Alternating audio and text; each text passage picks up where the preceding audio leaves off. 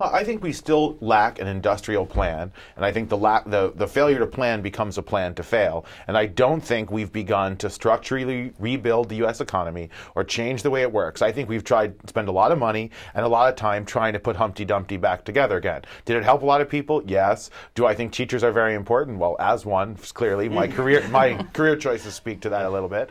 But I mean, I certainly think that's important. I think it's a better world for the stimulus than it would be without it. But the big, hard changes in this economy about wages, about where we're growing, and about how we're sustaining our future have not been made, and that can was more kicked down the road by the stimulus plan than somehow patched up and made shiny and new again. I mean, but the politics of the more that we all keep asking about, or I keep hearing about, butts right up against the politics of no government in my business.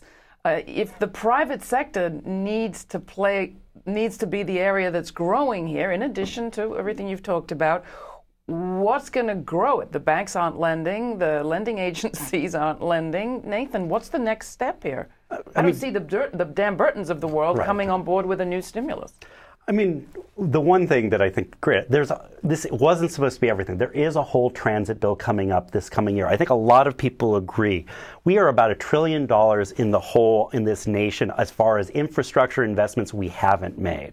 So there is a whole area where, and that's private sector. If you do not have a train system that works, an airline system that works, you do not have businesses coming to our country. They would rather be in Shanghai, where it takes 15 minutes to get from downtown to the airport if our system isn't working. So there's a whole area there.